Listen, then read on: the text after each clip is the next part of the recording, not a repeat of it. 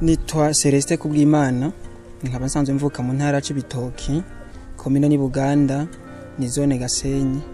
Nkaba nsanzwe ndi umwirimizi kubijanye n'ihindagurika ry'ibihe, dufatiye ku mwaka uheze uko imvura yatasuye, abarimi twarasohoye amasuka turaja kurima. Ico gihe akavura karaguye neza ku rugero rushimije ko hatasuye mu kwezi kw'icenda turarima. Mugabo hageze mu mpera z'ukwezi kwa 12 harabayeho ikibazo cyuko imvura yabaye nyinshi, imirimo irashobora gutwarwa. Hama tugereranije n'uyu mwaka nawo uko mutasiro wagenze, twarasuye amasuka turaja kurima, mugabo imvura yabonetse itevye, yatasuye mu kwezi kw'icumi naho nyene mu mpera, naho nyene kaba yagiye ziragwa ibice bimwe bimwe. Hanyuma kukijanye n'iryo hindagurika nyene ry'igihe, imvura k'uyu mwanya tugeze ko iragwa nabi ku buryo bw'uko n'imirima ishobora kononekara atari hake.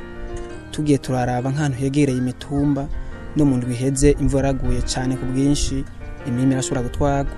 Nuko jewe mbona kujanye n'ihindagurika ry'igihe, mugabo naho nyene ku mwimbu w'umwaka uheze wari wagenze neza cyane, kandi n'ubu turafise akarusho, turabona ko umwimbu uzoba mwiza cyane kubera ko ku bigori by'umwaka uheze hari hateyemwe imfunya, ariko ubu izo mfunya ntizagarutse.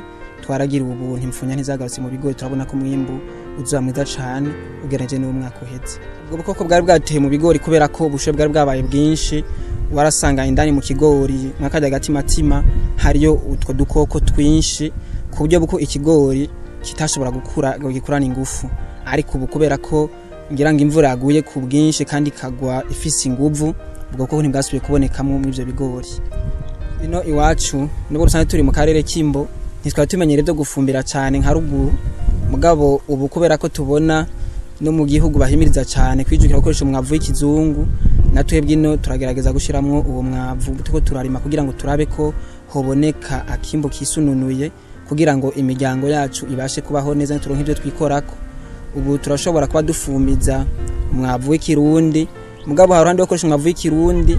Murazi ko mu gihugu cyose hariho isekeza ryo kugura ifumbire y'ikizungu, tukiyandikisha tugatanga avance amafaranga yibanze kugira ngo ushobore kuronka umwavu w'ikizungu. Ubu rero turabona ko umwimbu uzoba mwiza cyane kubera ko baraduhimirije mu gukoresha uwo mwavu w'ikizungu, ko tubambara gukoresha umwavu w'ikirundi, tugatanguza munsi kugira ngo ntibize gutitura isi yacu ngo akanovera gaheze gatakare. Mugabo nk'igice je mu nsanzemwo, iki gice ntabwo dufumbira kabisa, ni gice ngira ngo kubera ko inkukura imanuka ivuye ruguru irafasha cyane ibigori byacu, ntabwo tufumbira, turareka nyene kandi bimeze neza. Dufatiye uko imvura yagiye kutasura itevye, kuko kino gihe turimwo ni gihe c'agatasi, aho tuba twamaze gusohora amasuka tukaja kurima. Turabona ko imvura yatasuye itevye, aho yatasuye mu kwezi kw'icumi mu matariki arenga 20. Dufise impungenge ko iyo mvura izohava icika itevye uko yakunda gucika mu kwezi kwa mbere, tukaba twinjiye mu yindi sezo, mu kindi gihe cyo kurima twita impeshi. Turabona ko hamwe yocika ico gihe, dufise amakinga ko umwimbu ushobora kuba muke cyane, kubera ko n'abantu no iwacu bisanye turima impeshi, aho tuba twateye ibyo mutasuro tuvyiyimbuye, kuko abenshi dutera ibiterwa imara amezi 3, ibiharage, ibigori n'isoja hamwe n'inkore, kuko ivyo biterwa dufise ngahe iwacu bikunda kuhimbuka cyane. N'abari mu giterwa c'umwumbati naco nyene kica kigira ingorane yo kubura amazi akwiye kugira ngo imizi yaje ko ntishobore kuba yo vyimba cyane ngo dusorome ko imyumbati ivyibushe, kuko bunya n'ibigombo biharawe batera bimara umwaka umwe gusa ukabisoromye, urengeje uwo mwaka umwe usanga vyatanguye kubora, kubera ko tuguma tujana n'ihindagurika ry'ibihe ajyahinduka nyene, nta bikoti tugitera ngo bimara imyaka 2 canke 3.